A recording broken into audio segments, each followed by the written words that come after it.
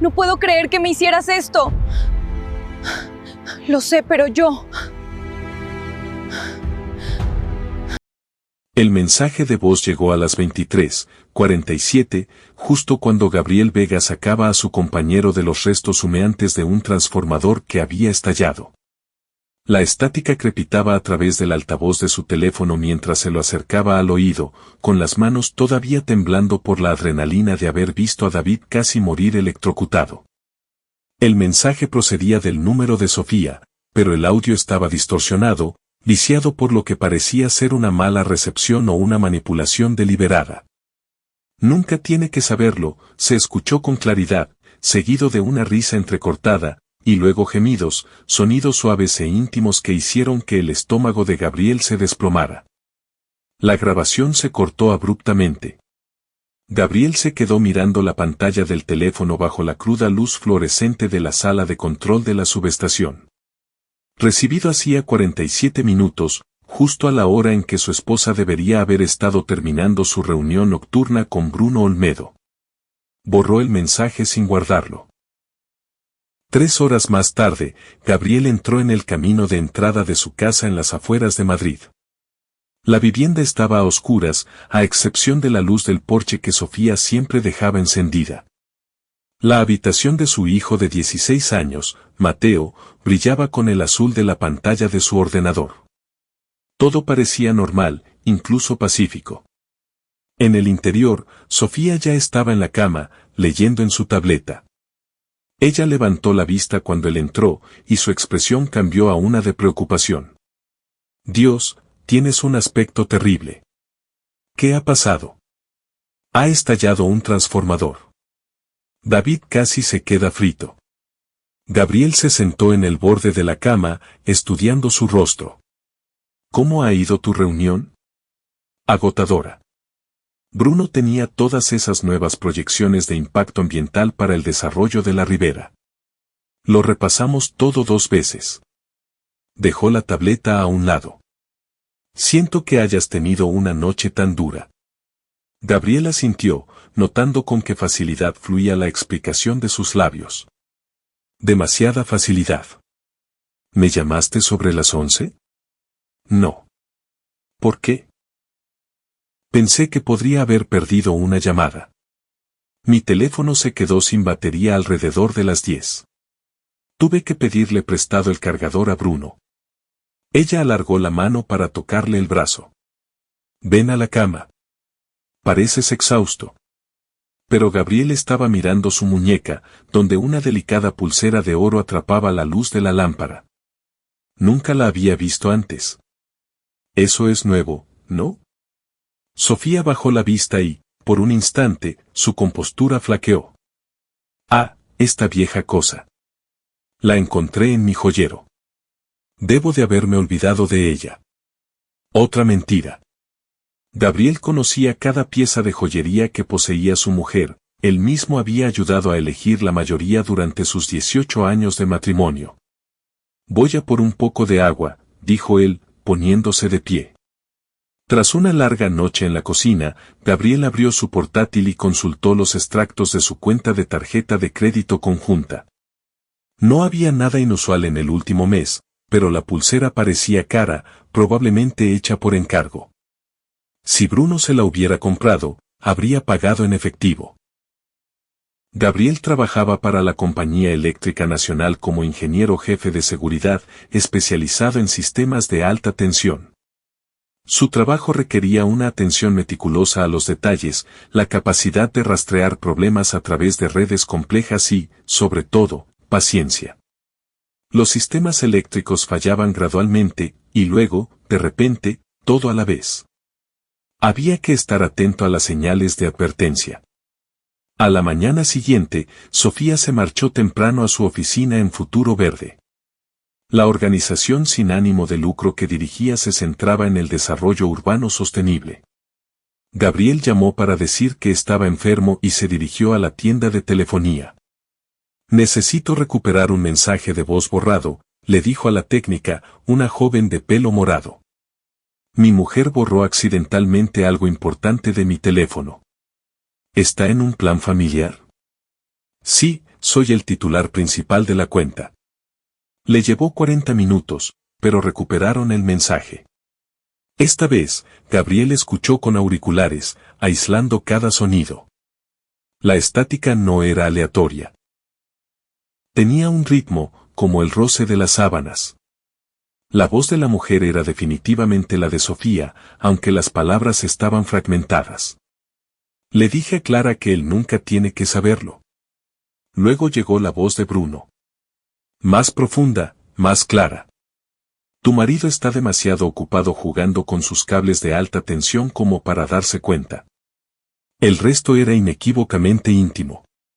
Gabriel se sentó en su coche en el aparcamiento, escuchando el mensaje 3 veces más.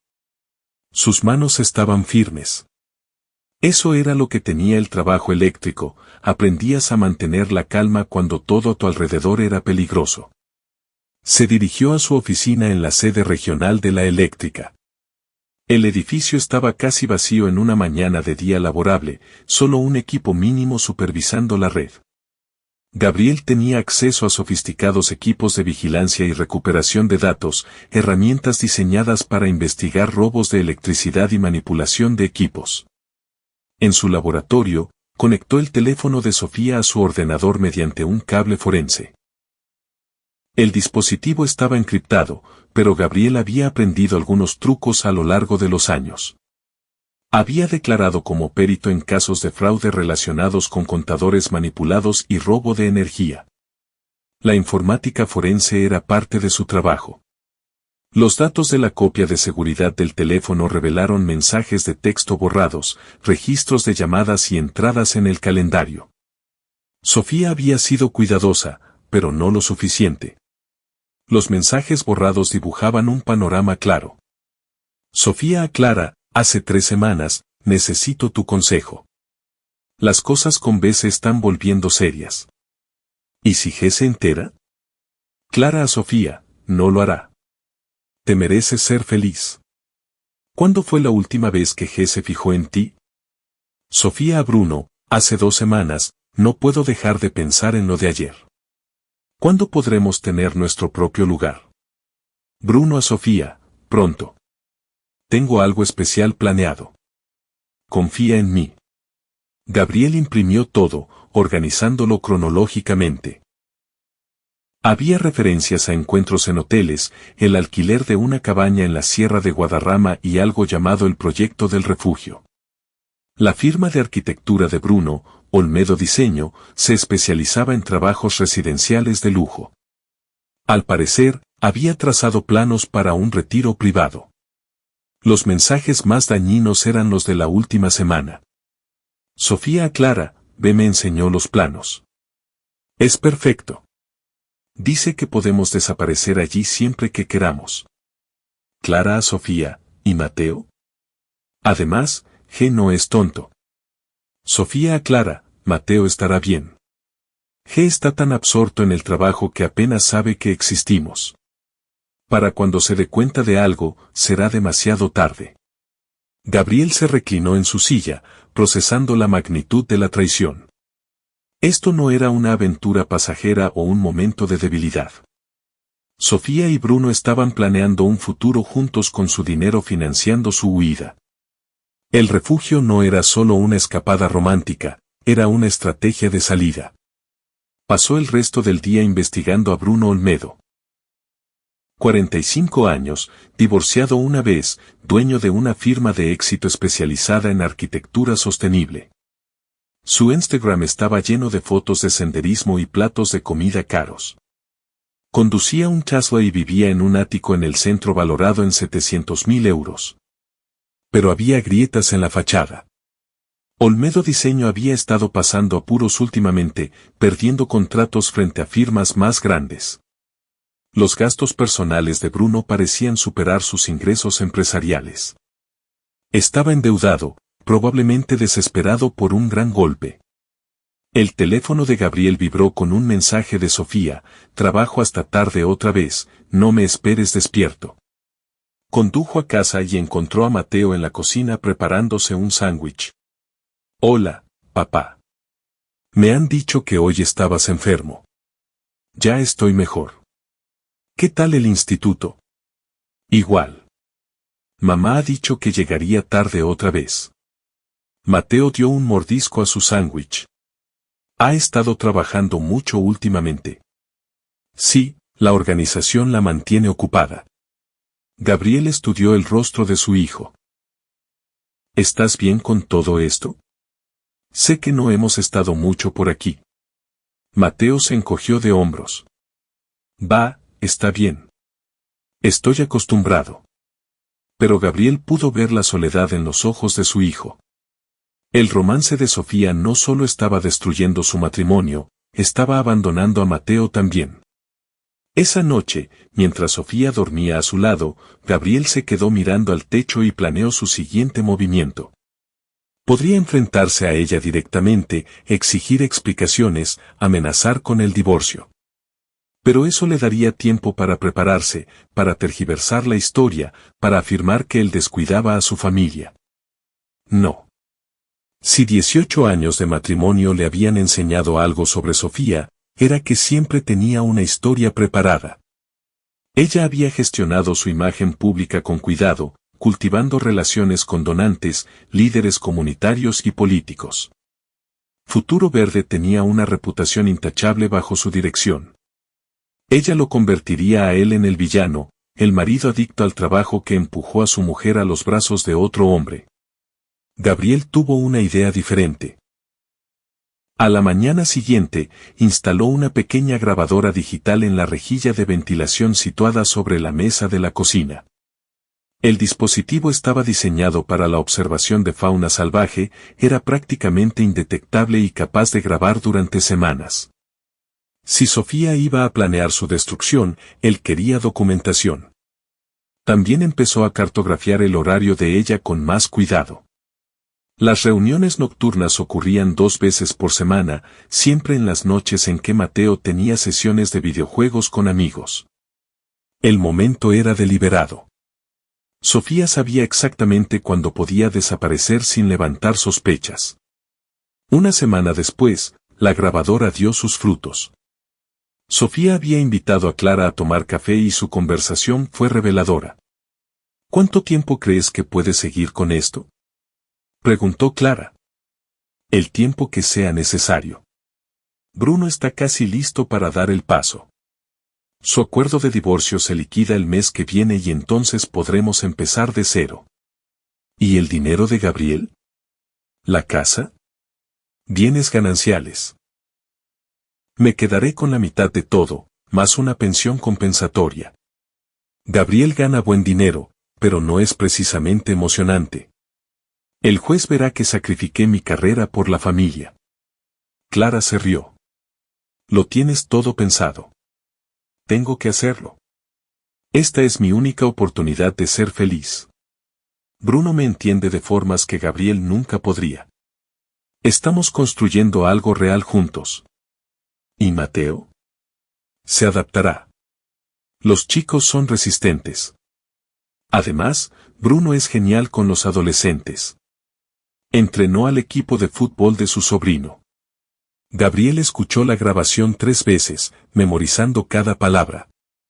Sofía no solo lo estaba engañando, planeaba destruirlo financieramente mientras se presentaba como la víctima. Ya había decidido que Mateo sería un daño colateral. Era hora de cambiar las reglas del juego. El primer objetivo de Gabriel fue la estructura de financiación de Futuro Verde.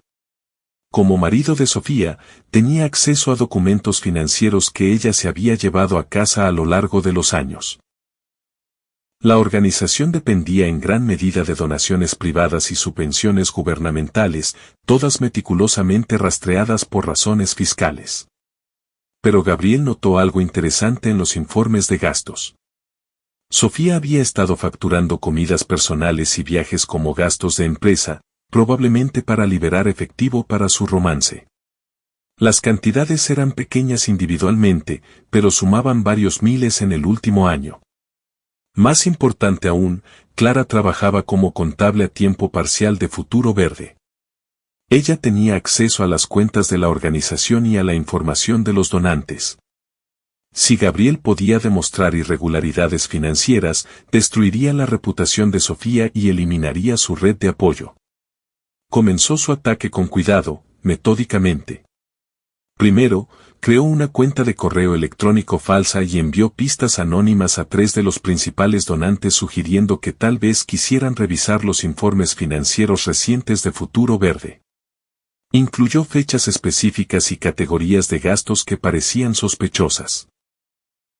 A continuación, utilizó su acceso al ordenador de Sofía para modificar varias solicitudes de subvención, insertando errores sutiles que levantarían banderas rojas ante los auditores del gobierno.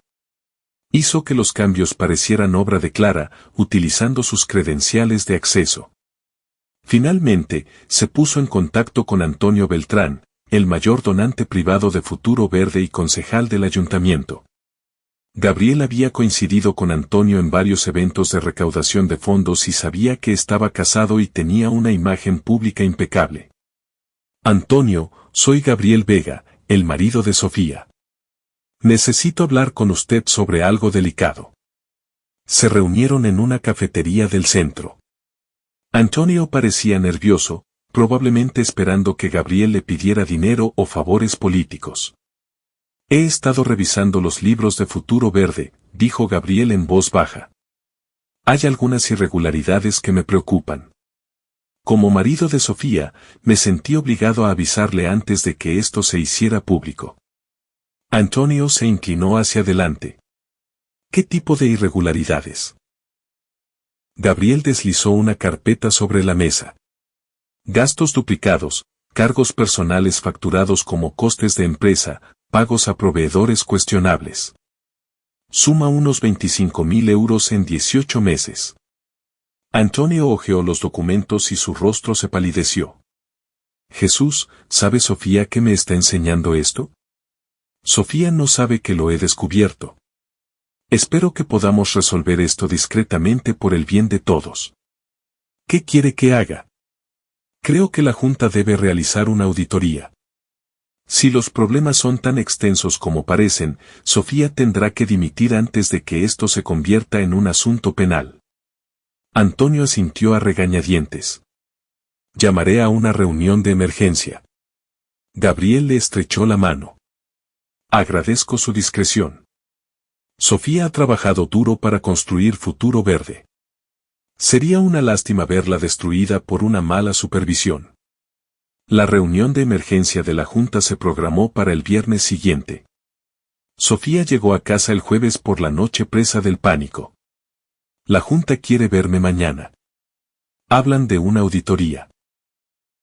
Caminaba de un lado a otro de la cocina y su compostura finalmente se quebraba. Alguien ha enviado quejas anónimas a nuestros donantes. Creen que hay irregularidades financieras. Gabriel levantó la vista de su portátil. Eso es terrible. ¿Sabes a qué se refieren? No tengo ni idea. Clara se encarga de la mayor parte de la contabilidad. Quizá cometió errores. Estoy segura de que no es nada serio. Llevas una gestión impecable. Pero Sofía no se quedó tranquila.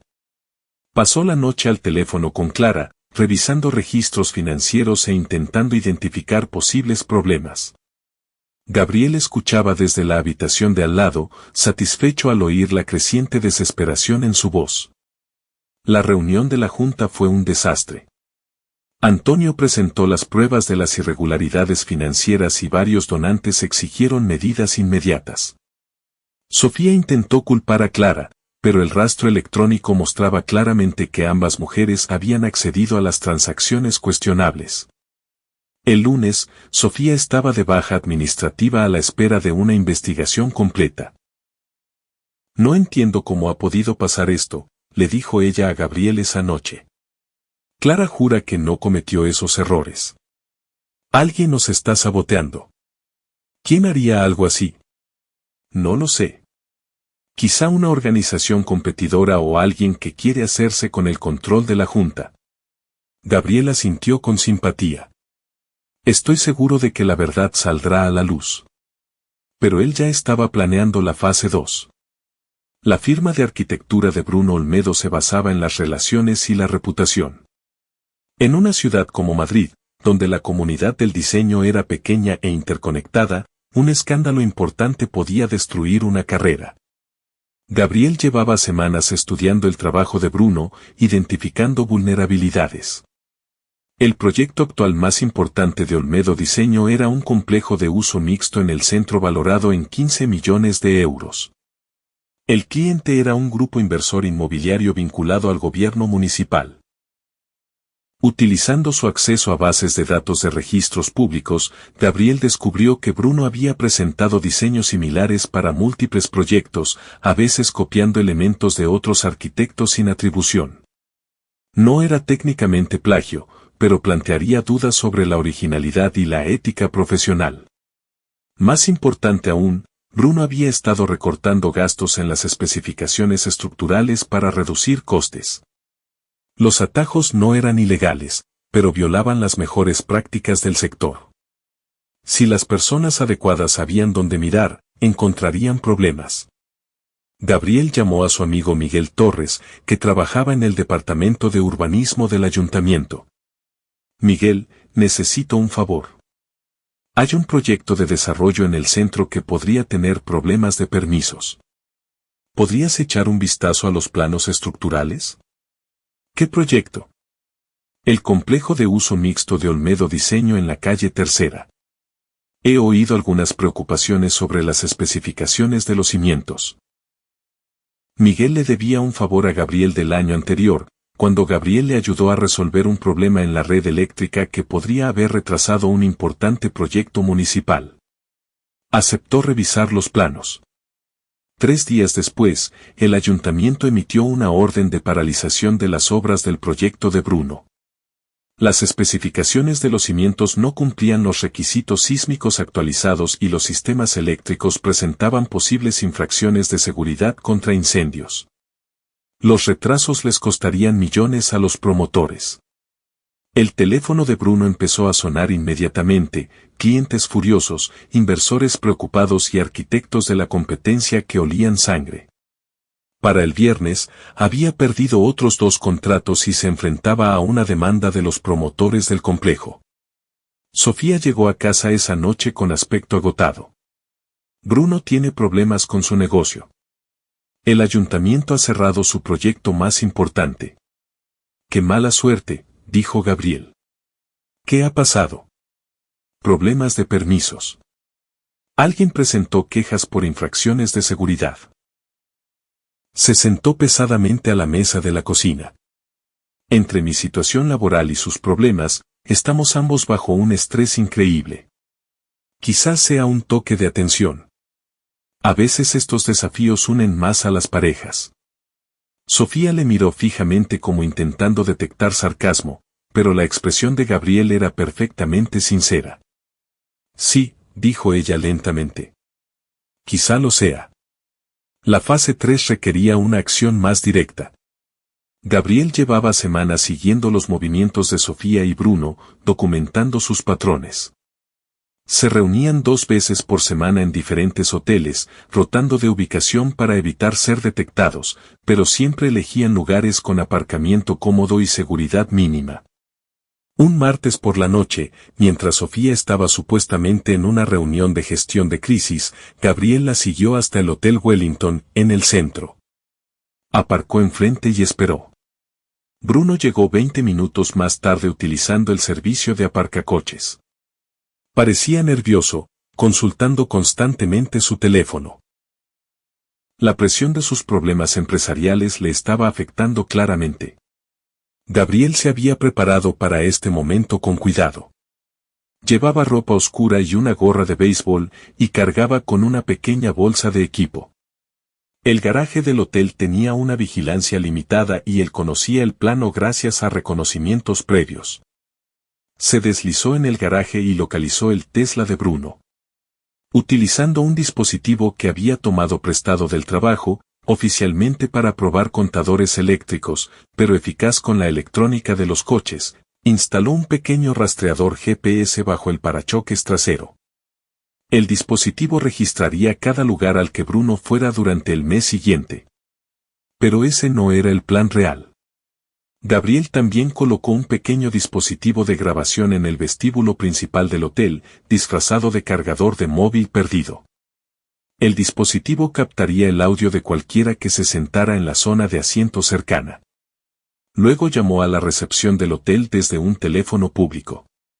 Habla el inspector Morales, de la Policía Nacional. Hemos recibido informes de posible actividad de tráfico de estupefacientes que implica a clientes de su hotel. Necesito hablar con su jefe de seguridad inmediatamente.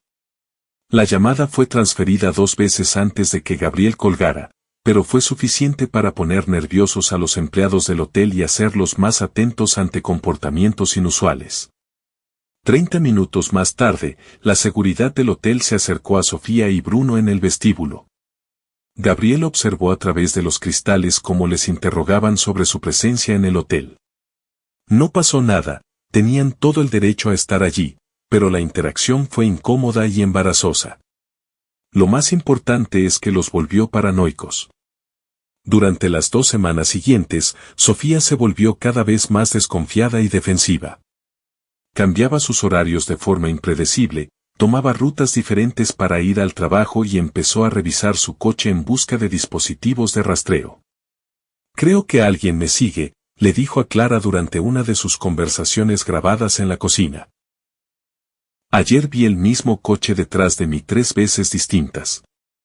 Tal vez estés paranoica con todo lo que está pasando en el trabajo. No, esto es diferente. Alguien sabe lo de Bruno y lo mío. Están intentando destruirnos sistemáticamente.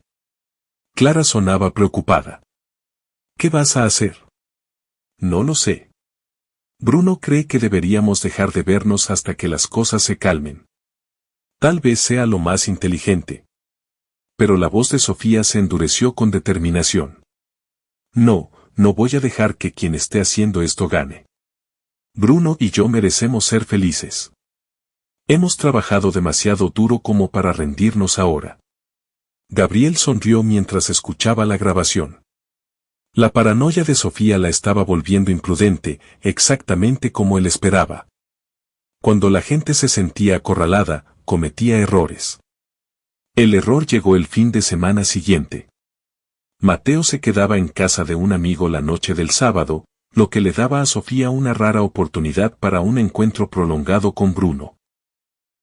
En lugar de sus habituales reuniones en hoteles, decidieron visitar el refugio que Bruno había estado construyendo para su futuro. Gabriel había descubierto la propiedad semanas antes utilizando el rastreador GPS y búsquedas en registros públicos. Era una pequeña cabaña en una finca de 20 hectáreas en la sierra, a unos 90 minutos de Madrid. Bruno había comprado el terreno a través de una sociedad instrumental y estaba construyendo la estructura él mismo, probablemente para evitar dejar un rastro de papel. El sábado por la tarde, Gabriel condujo hasta la propiedad y exploró el lugar. La cabaña estaba aislada, accesible solo por un estrecho camino de tierra, perfecta para la privacidad, pero también perfecta para sus propósitos. Aparcó a medio kilómetro y caminó por el bosque, cargando con una mochila llena de equipo.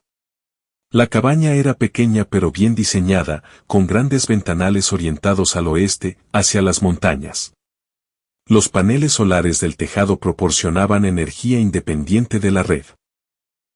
Gabriel había traído varios dispositivos de grabación, pero decidió optar por un enfoque más directo.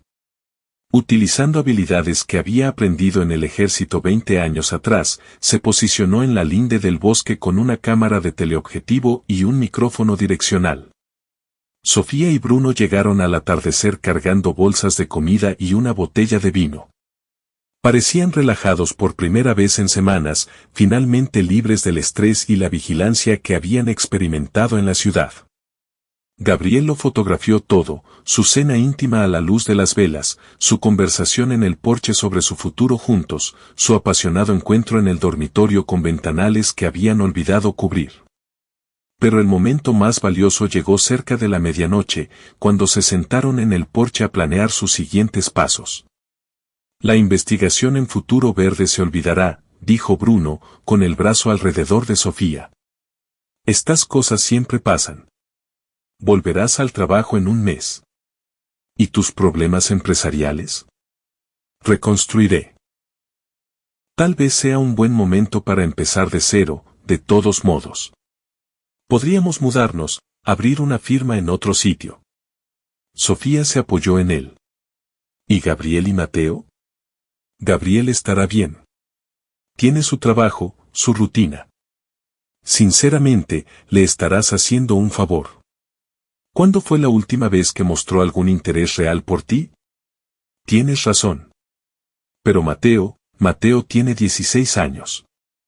En 2 años estará en la universidad. Los chicos se adaptan.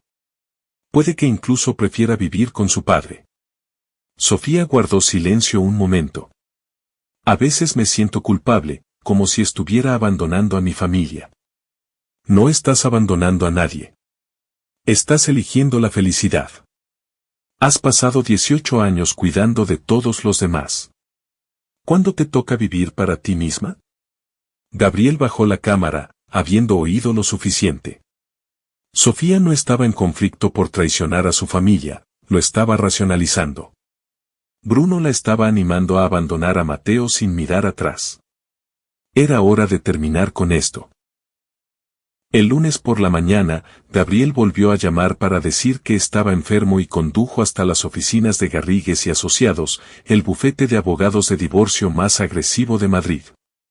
Los había investigado a fondo, se especializaban en divisiones de activos complejos y tenían fama de tácticas despiadadas. Necesito hablar sobre un proceso de divorcio, le dijo a la recepcionista. Específicamente, necesito asesoramiento sobre cómo proteger los activos cuando un cónyuge está implicado en un fraude financiero. La consulta duró 2 horas. Gabriel presentó pruebas del romance de Sofía, su malversación en Futuro Verde y sus planes de quedarse con la mitad de sus bienes mientras abandonaba a su hijo. Esto es exhaustivo, dijo Elena Santos, la socia principal. Lo ha documentado todo con cuidado. ¿Cuándo quiere presentar la demanda? Todavía no. Quiero asegurarme de que Sofía no pueda reclamar una pensión compensatoria o quedarse con la custodia de Mateo. ¿Hay alguna forma de demostrar que no es una madre apta? Santos sonrió con frialdad. Teniendo en cuenta lo que me ha enseñado, creo que podemos presentar un caso convincente. Pero el momento será crucial. Tenemos que presentar la demanda antes de que ella pueda establecer el relato de que es la víctima. ¿De cuánto tiempo dispongo? Si planea marcharse, probablemente no mucho. Estos romances suelen llegar a un punto de crisis rápidamente. O bien lo termina e intenta salvar el matrimonio, o bien da su paso. Gabriel dio las gracias a Santos y programó una reunión de seguimiento para la semana siguiente, pero no pensaba esperar a que el sistema legal hiciera justicia. Sofía había elegido la guerra cuando decidió destruir su familia. Él pretendía ganar de forma decisiva. Esa tarde llamó a Antonio Beltrán. Antonio, tenemos que volver a hablar. He descubierto problemas adicionales con las finanzas de Futuro Verde. Esto es más grave de lo que pensábamos.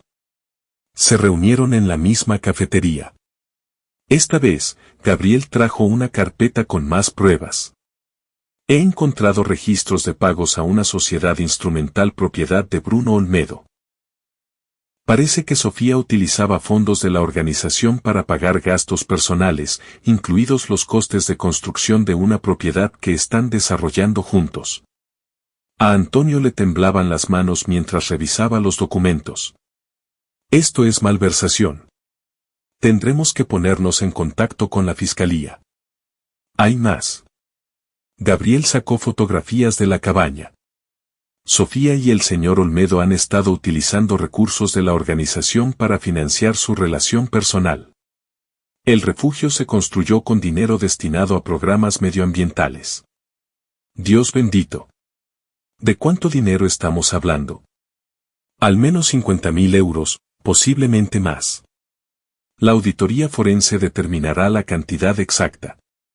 Antonio se recostó en su silla, con aspecto de estar enfermo. La junta se va a volver loca. ¿Esto destruirá la reputación de Futuro Verde permanentemente? Me temo que sí. Pero hay otro problema. Gabriel se inclinó hacia adelante conspiradoramente. Creo que Clara estaba ayudándoles. Ella tenía acceso a todas las cuentas. ¿Clara? Pero lleva 3 años con nosotros. Sé que es decepcionante, pero los registros electrónicos muestran que participó en el movimiento de dinero entre cuentas, creando pagos a proveedores falsos y cosas así. Antonio asintió a regañadientes. ¿Qué cree que deberíamos hacer? Despedirlas a ambas inmediatamente. Entregarlo todo a las autoridades. Intentar recuperar la mayor cantidad de dinero posible. ¿Y Sofía? Es su esposa. La expresión de Gabriel era perfectamente calmada. Mi esposa tomó sus decisiones.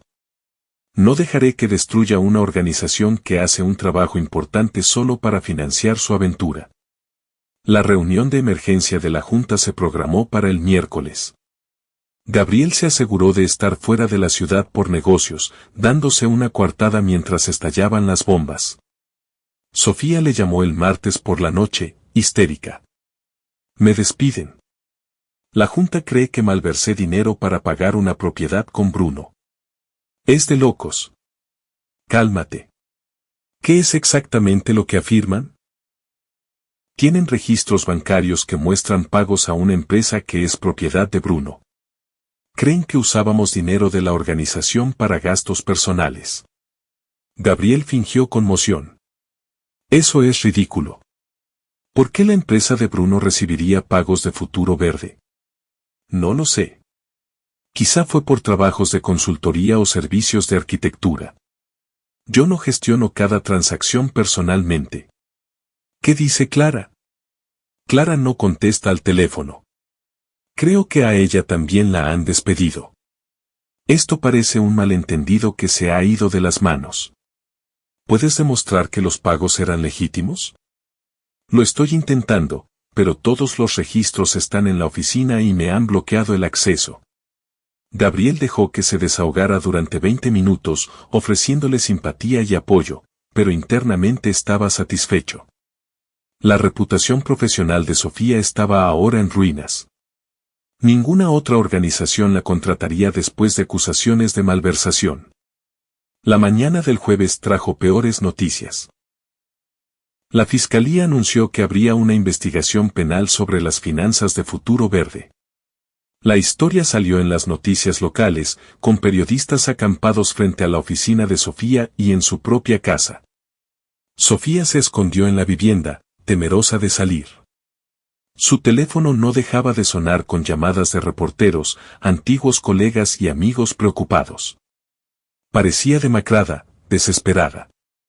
Tengo que llamar a un abogado, le dijo a Gabriel. Esto se está escapando de las manos. Buena idea. ¿Quieres que pregunte por ahí para que me recomienden alguno? No, yo me encargaré. Ella vaciló. Gabriel, tengo que contarte algo sobre Bruno y yo. Gabriel levantó la vista de su portátil, con expresión cuidadosamente neutra. ¿Qué pasa con él? Hemos estado unidos. Quizá demasiado.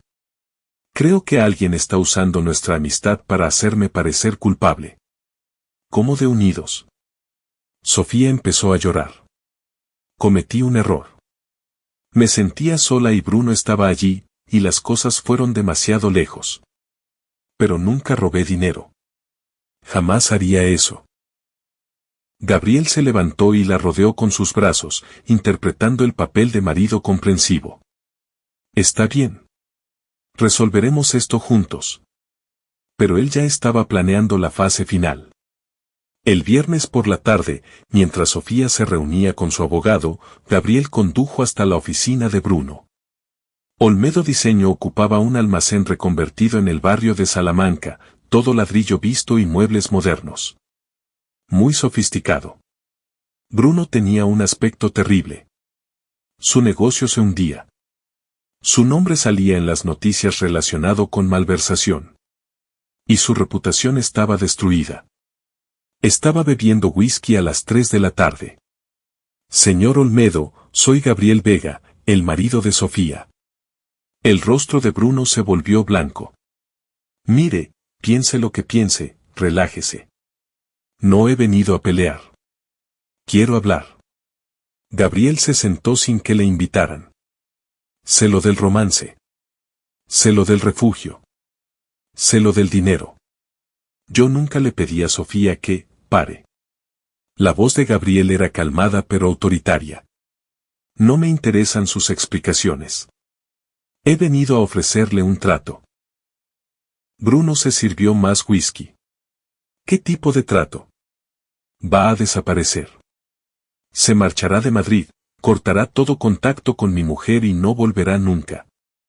A cambio, no entregaré a la fiscalía pruebas adicionales que podrían enviarle a prisión. ¿Qué pruebas adicionales? Gabriel sacó su teléfono y reprodujo el audio de la grabación en la cabaña. La voz de Bruno llenó la oficina. Gabriel estará bien. Tiene su trabajo, su rutina.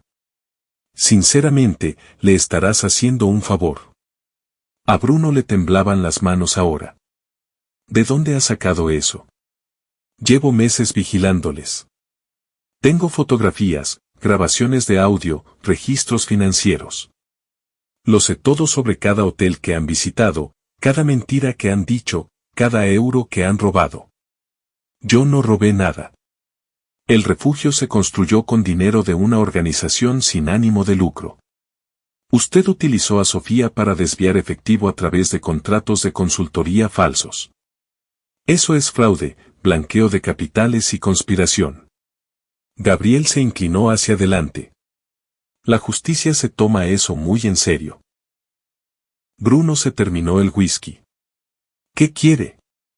Quiero que se vaya esta misma noche. Quiero una confesión firmada admitiendo que manipuló a Sofía para realizar la malversación. Y quiero que me transfiera la propiedad de la finca de la sierra. Eso es imposible. Gabriel reprodujo otra grabación, la voz de Bruno describiendo cómo había convencido a Sofía para que aprobara pagos a su sociedad instrumental. A la fiscalía le encantaría oír esto. Demuestra premeditación. Bruno se quedó mirando el teléfono. Es usted un demonio. Lo planeó todo. Planeó destruir a mi familia. Solo le devuelvo el favor. Le llevó 2 horas, pero Bruno acabó firmándolo todo. La carta de confesión, la transferencia de la propiedad, una declaración admitiendo que había seducido a Sofía como parte de un plan para malversar fondos de la organización. Al anochecer, salía de Madrid con sus pocas pertenencias restantes empaquetadas en su Tesla. Gabriel llamó a Antonio Beltrán desde su coche. Antonio, le interesará saber que Bruno Olmedo acaba de irse de la ciudad, pero antes de hacerlo, ha entregado una confesión completa de su papel en la trama de malversación. ¿Qué quiere decir? Admitió que manipuló a Sofía para que aprobara pagos fraudulentos. Al parecer, estaba usando su relación para obtener acceso a las cuentas de Futuro Verde. Sofía fue una víctima, no la autora. Antonio guardó silencio un largo rato. ¿Tiene esa confesión por escrito? La tengo, y creo que a la fiscalía le resultará muy interesante. ¿Y qué pasa con la finca? Bruno me la transfirió como parte de su restitución. Sabía que no podía conservar activos comprados con dinero robado. El sábado por la mañana, Gabriel le presentó la carta de confesión a Sofía durante el desayuno. Ella la leyó 3 veces, y su expresión pasó de la confusión al alivio, y de ahí a algo parecido a la esperanza. Admite que me engañó para que aprobara esos pagos. Dice que yo no sabía que eran fraudulentos. Eso es lo que dice. ¿Pero por qué iba a confesar ahora? Gabriel se encogió de hombros. Remordimientos de conciencia. Quizás se dio cuenta de que sus mentiras estaban destruyendo a gente inocente. Sofía empezó a llorar de nuevo, pero esta vez de alivio. Pensé que mi vida se había acabado, la junta, el fiscal, todo el mundo pensaba que yo era una criminal. Ahora sabrán la verdad. Levantó la vista hacia él con lágrimas en los ojos. Gabriel, tengo que contártelo todo sobre Bruno y yo. sobre los errores que cometí. Ahora no. Centrémonos primero en limpiar tu nombre. Pero Gabriel sabía que Sofía nunca recuperaría su reputación.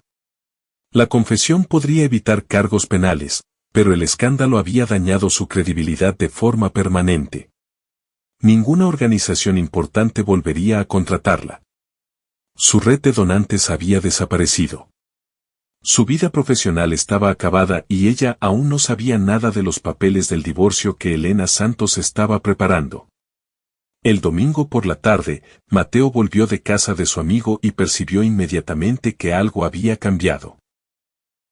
La casa se sentía diferente, tensa de una forma nueva.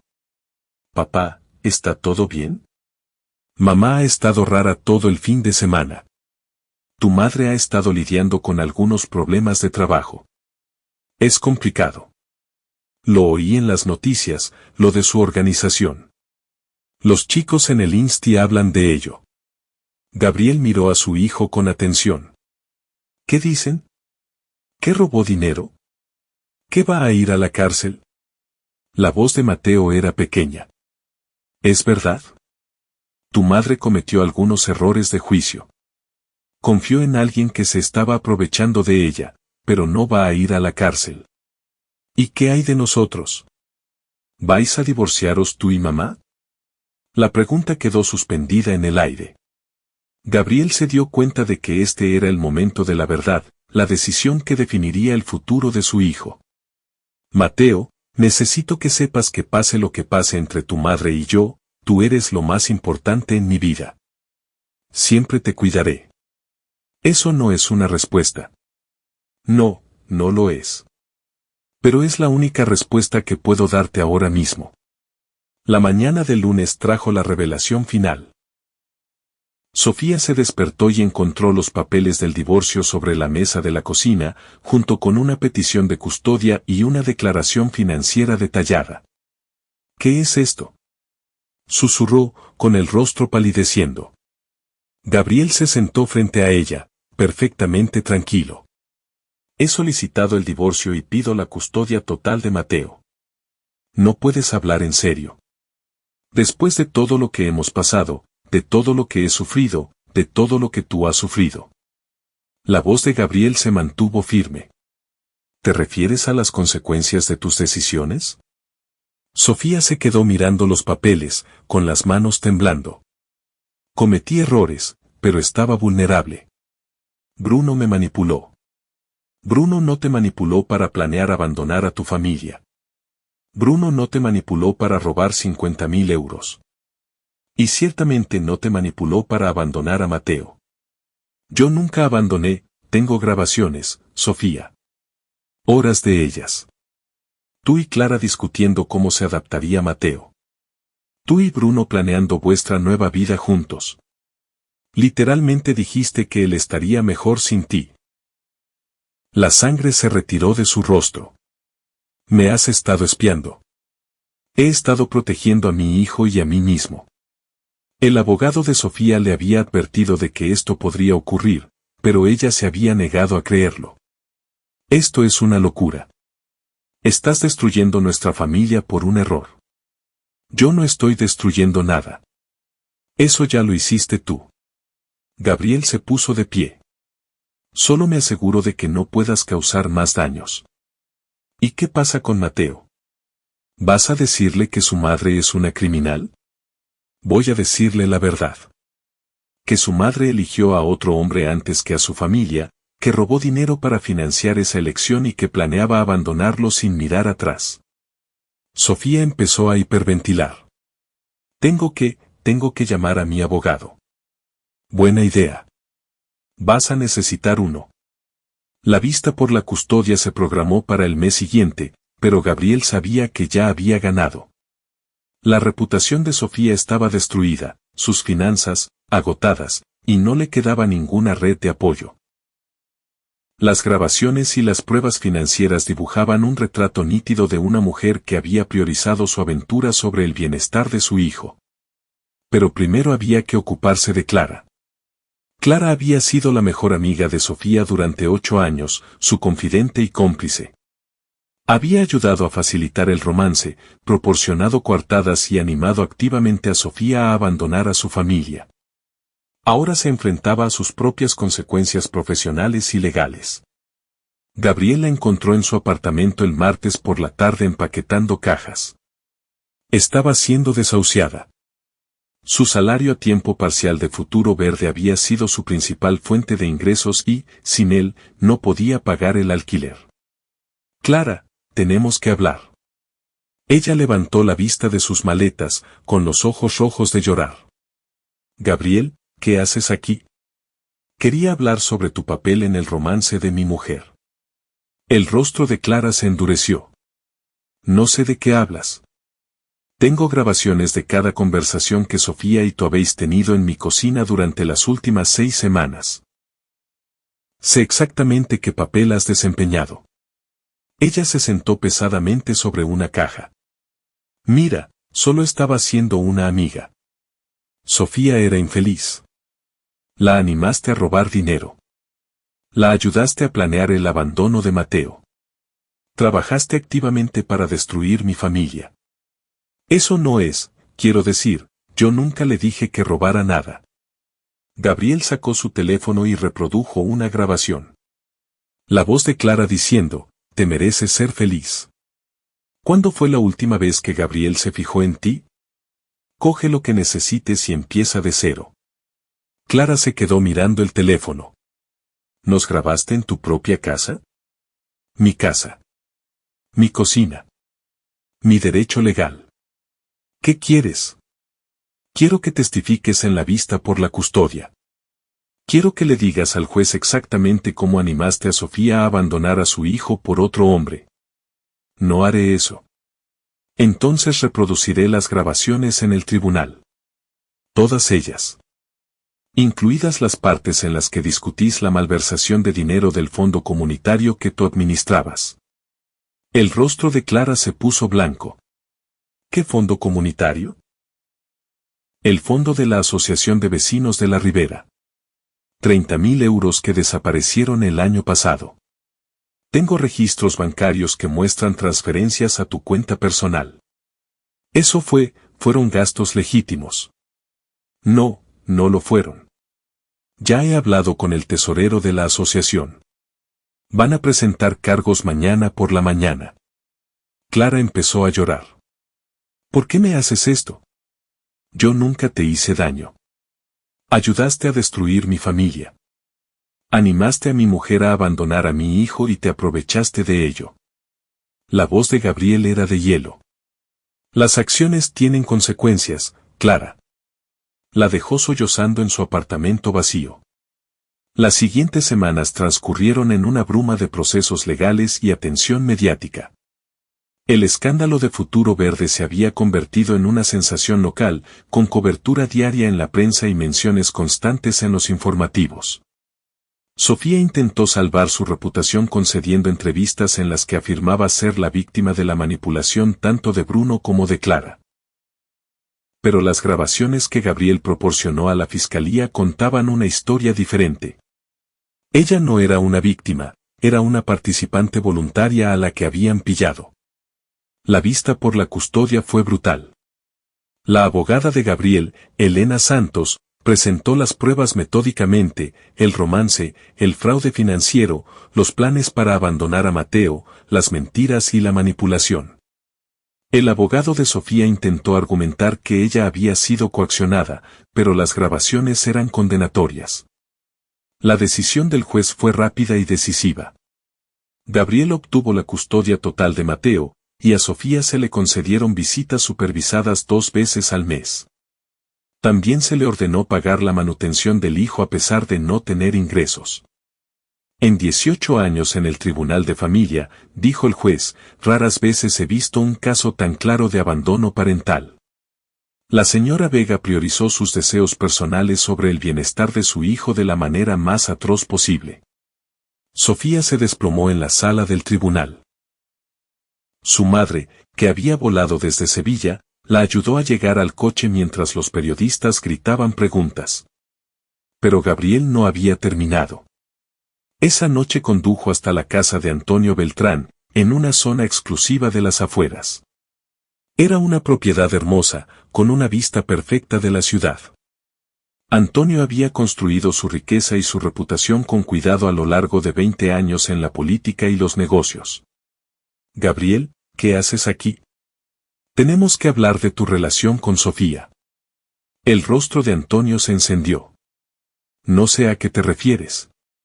Me refiero a los recibos de hotel, los mensajes de texto, los pagos de tu empresa de consultoría a Futuro Verde que no tenían nada que ver con el trabajo medioambiental.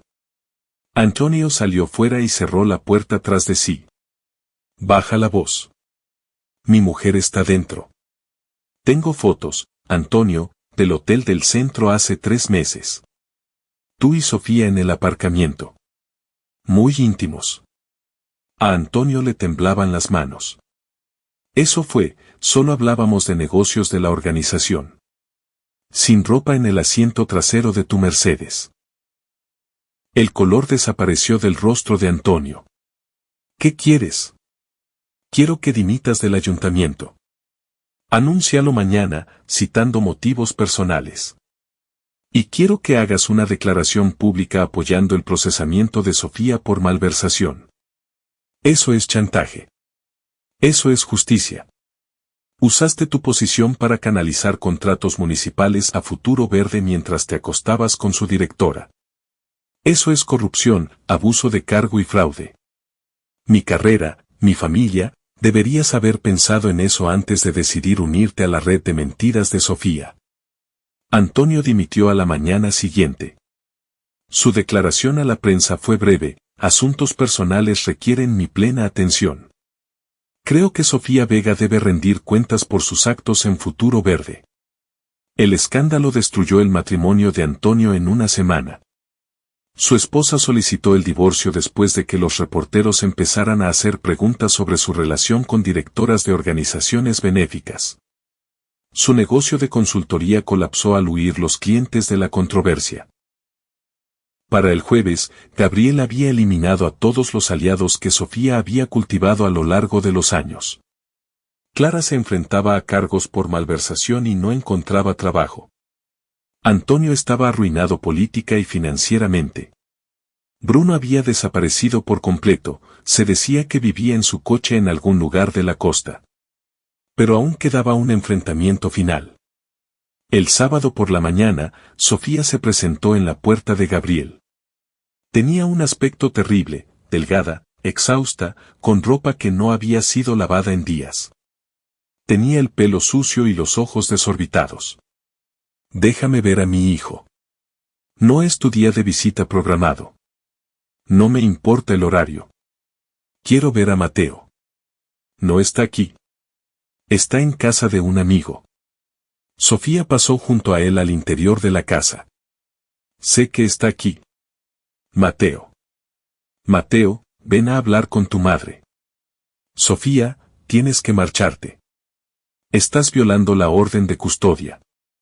Ella se dio la vuelta para enfrentarse a él, con la compostura completamente perdida. Lo destruiste todo. Mi carrera, mis amigos, mi vida, todo por tu orgullo herido. Yo no destruí nada. Tú tomaste decisiones y yo las documenté.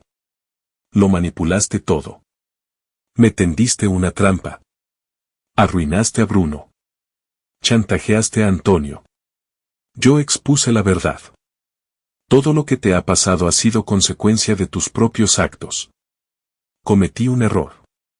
Me enamoré de alguien que me entendía. Cometiste 1000 errores. Robaste dinero. Planeaste abandonar a tu hijo. Traicionaste a todos los que confiaban en ti. Sofía empezó a llorar, pero sus lágrimas eran de rabia, desesperadas. Bruno tenía razón sobre ti. Eres frío, calculador. No tienes ninguna emoción. Tengo emociones. Me sentí herido, traicionado, furioso. Pero canalizo esas emociones de forma productiva. Eres un monstruo. Soy un padre que protege a su hijo. Mateo te odiará cuando sepa lo que hiciste de verdad. Mateo ya sabe lo que hice. Le enseñé las grabaciones, los registros financieros, todo. Sabe exactamente quién es su madre en realidad. La declaración golpeó a Sofía como un impacto físico. ¿Le contaste lo del romance? Le conté la verdad. Que su madre eligió a otro hombre antes que a su familia. Que planeó abandonarlo sin mirar atrás. Que robó dinero para financiar su huida. Tiene 16 años, es lo bastante mayor para entender la traición. Y es lo bastante listo para reconocer la manipulación cuando la ve. Sofía se hundió en una silla, con las energías finalmente agotadas. ¿Qué se supone que debo hacer ahora? No me queda nada. Podrías empezar por asumir la responsabilidad de tus actos. Deja de culpar a todos los demás de las consecuencias de tus elecciones. Lo perdí todo. Tiraste todo por la borda. Hay una diferencia. Ella le miró con puro odio. Espero que seas feliz. Tuviste tu venganza. Esto no ha sido por venganza. Ha sido por justicia. Intentaste destruir mi familia por tus propios deseos egoístas. Simplemente me aseguré de que no pudieras tener éxito. ¿Y qué pasa con Mateo? ¿Qué clase de padre le enseña a su hijo que el amor es algo que debe ser castigado? Le enseño que los actos tienen consecuencias, que la lealtad importa. Que la familia no es algo que se abandona cuando uno se aburre. Sofía se puso de pie lentamente. Quiero ver a mi hijo. Llama a su terapeuta y programa una visita supervisada. Cumple la orden judicial. Esto no ha terminado, Gabriel. Sí, lo ha hecho. Ella caminó hacia la puerta, luego se volvió. Crees que has ganado, pero tú también has perdido. Has perdido a tu mujer, tu matrimonio, tu familia.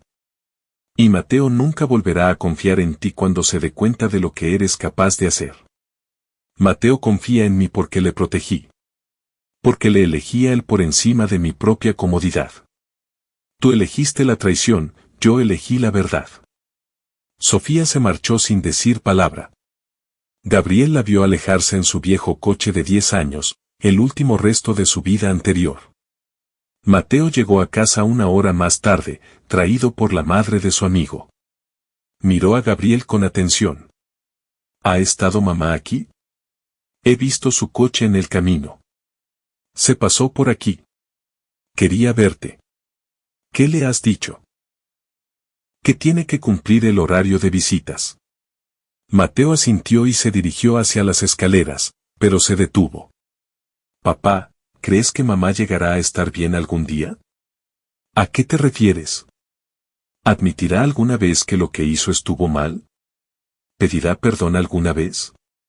Gabriel meditó la respuesta con cuidado. No lo sé, hijo.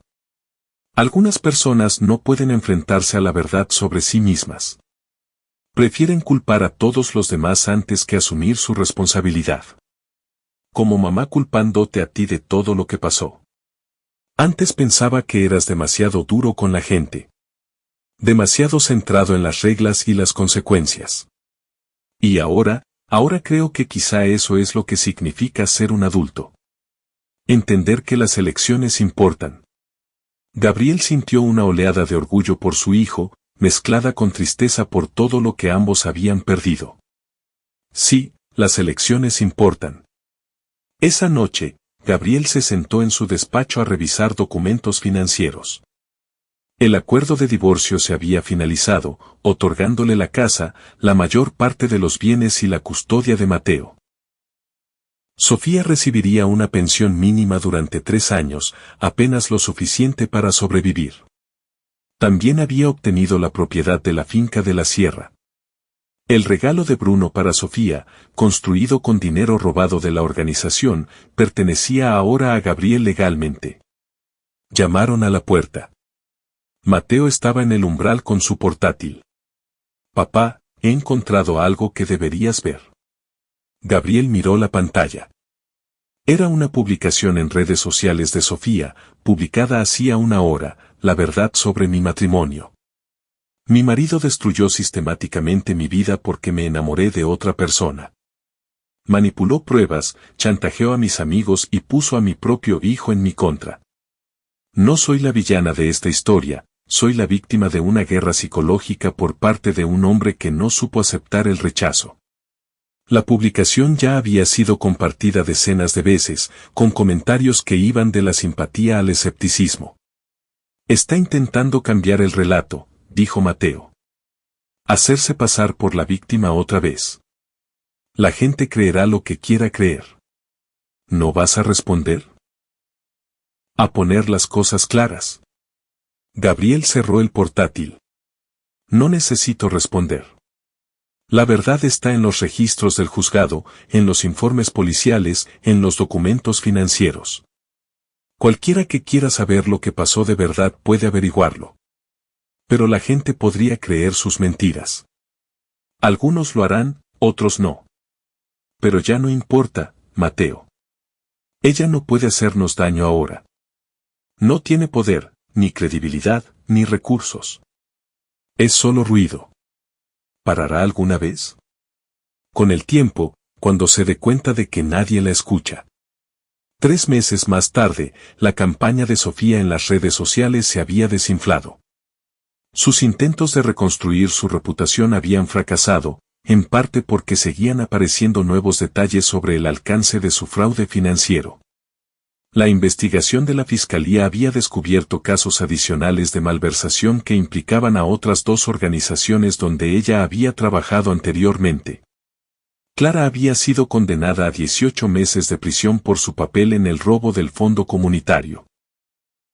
El divorcio de Antonio Beltrán había terminado, dejándole con activos limitados y sin futuro político. Bruno había sido detenido por fraude con tarjetas de crédito y luchaba contra la extradición. Gabriel recibía actualizaciones sobre todos ellos a través de su abogada, pero no sentía satisfacción por su continua caída. Ellos habían tomado sus decisiones, igual que él había tomado las suyas. Mateo estaba prosperando. Sus notas habían mejorado, se había unido al equipo de robótica del instituto y parecía más seguro y maduro. Las sesiones de terapia le habían ayudado a procesar el trauma de la traición de su madre, pero había salido fortalecido. He estado pensando en las solicitudes para la universidad, le dijo a Gabriel durante la cena una noche. Quizá ingeniería, como tú. No tienes por qué seguir mi camino. ¿Qué es lo que te interesa? Resolver problemas, construir cosas que importen, asegurarse de que los sistemas funcionen como se supone que deben hacerlo. Gabriel sonrió. Esas son buenas razones para ser ingeniero. ¿Es verdad que los sistemas eléctricos fallan gradualmente y luego de golpe? Normalmente. ¿Por qué? Estaba pensando en mamá. Su vida no colapsó de repente. Hizo pequeñas concesiones, pequeñas mentiras, malas decisiones que se fueron acumulando con el tiempo. Al final, el fallo era inevitable. Eso es muy perspicaz. No quiero acabar así. Quiero construir algo sólido, algo que dure. Entonces lo harás. Ese fin de semana, Gabriel condujo hasta la finca de la sierra. Había estado renovando la propiedad poco a poco, convirtiéndola en un lugar donde él y Mateo pudieran pasar tiempo juntos fuera de la ciudad. El trabajo era terapéutico, rehacer el cableado eléctrico, mejorar el sistema solar, construir un taller en el sótano. Trabajo limpio y honesto que producía resultados tangibles. Mientras trabajaba, Gabriel reflexionaba sobre los acontecimientos del último año. Había destruido a su esposa, eliminado su red de apoyo y alterado permanentemente la comprensión de su hijo sobre la confianza y la traición.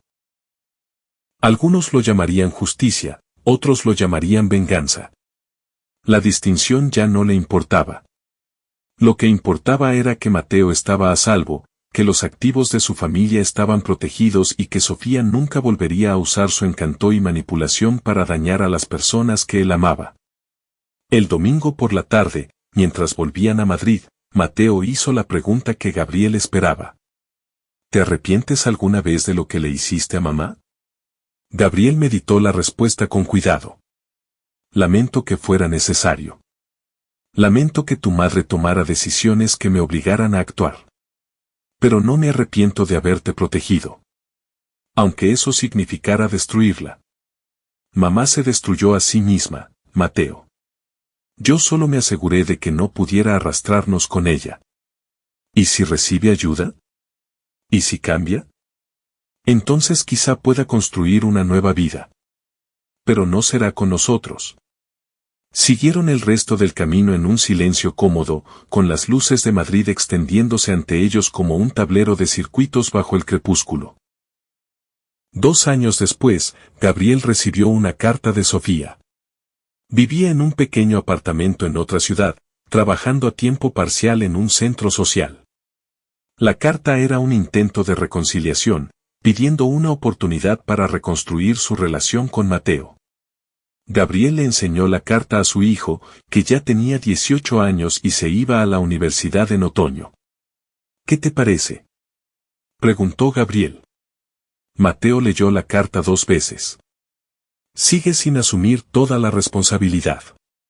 Dice que cometió errores de juicio y que fue influenciada por otros.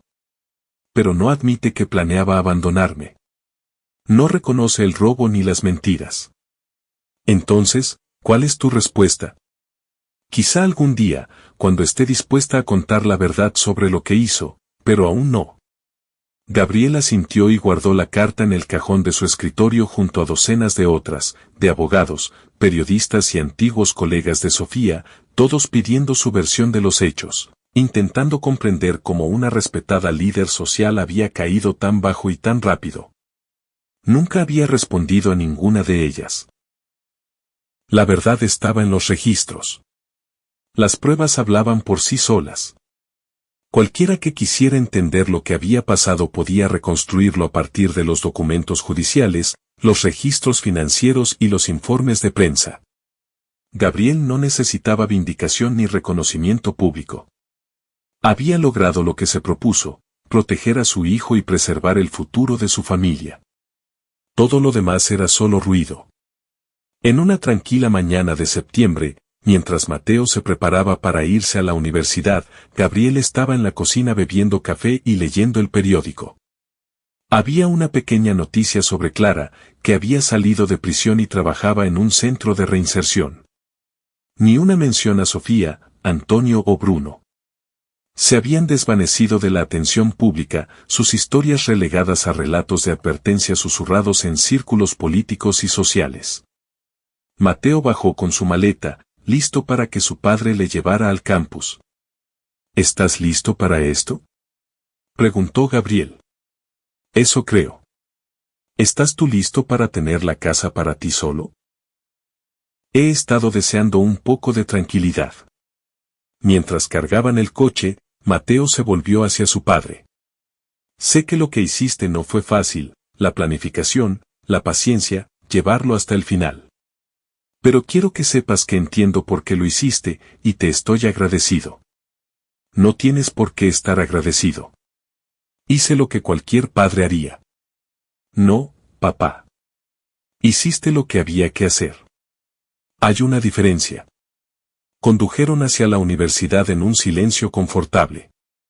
El sol de finales de verano se filtraba entre los árboles a lo largo de la carretera.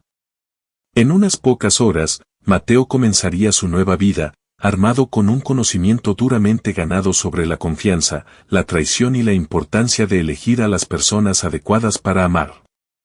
Gabriel le había dado a su hijo muchas cosas a lo largo de los años: educación, oportunidades, orientación. Pero quizá el regalo más valioso fue el entendimiento de que las acciones tienen consecuencias, que la lealtad importa y que, a veces, la única forma de proteger lo que amas es destruir lo que lo amenaza. Al entrar en el aparcamiento de la universidad, Gabriel miró a su hijo, alto, seguro de sí mismo, listo para lo que viniera después, y supo que había tomado las decisiones correctas. La verdad les había costado todo lo que creían querer, pero les había dado todo lo que realmente necesitaban.